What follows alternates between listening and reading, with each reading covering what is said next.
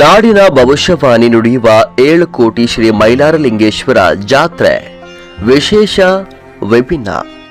ಹೌದು, ವಿಜಯನಗರ ಜಿಲ್ಲೆಯ ಹೂವಿನಹಡಗಲಿ ತಾಲೂಕಿನ ಮೈಲಾರ ಕ್ಷೇತ್ರ ನಾಡಿನ ಪ್ರಸಿದ್ಧ ತಾಣ.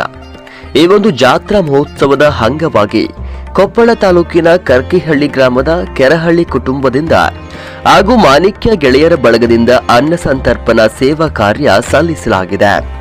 ಕೆ ಸಿದ್ದೇಶ್ ಜಗದೀಶ್ ಕರ್ಕಿಹಳ್ಳಿರವರ ಸಹಯೋಗದಲ್ಲಿ ನಡೆದ ಈ ಸೇವಾ ಕಾರ್ಯ ಅದೆಷ್ಟೋ ಸಾವಿರ ಭಕ್ತರ ಹಸಿವು ನೀಗಿಸಿ ಮಾನವೀಯತೆ ಮೆರೆದಿದ್ದಾರೆ. ಸರಿಸುಮಾರು 2.5 ಕ್ವಿಂಟಾಲ್ನಷ್ಟು ಪಲಾವ್, 1 ಕ್ವಿಂಟಾಲ್ನಷ್ಟು ಜಿಲೇಬಿ, 7,000 ನೀರಿನ ಪ್ಯಾಕೆಟ್, 2,000 ಮಿರ್ಚಿ, ಹೀಗೆ ಸುಮಾರು 10 ಜನರ ತಂಡದೊಂದಿಗೆ ನಡೆದ ಈ ಕಾರ್ಯ ಈಗಿನ ಯುವ ಜನತೆ ಖಂಡಿತವಾಗಿಯೂ ನೋಡಿ ಕಲಿಯಬೇಕಾದಂತ ಈ ಪುಣ್ಯದ ಕಾರ್ಯ ಶ್ಲಾಘನೀಯ.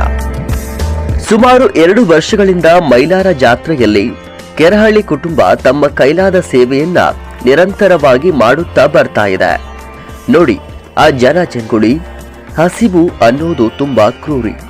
ಕೋಟಿ ಕೋಟಿ ಭಕ್ತರ ಮಧ್ಯೆ ಅದೆಷ್ಟೋ ಜನ ಹಸಿವಿಗಾಗಿ ನೀರಿಗಾಗಿ ಪರದಾಡುವವರಿದ್ದಾರೆ.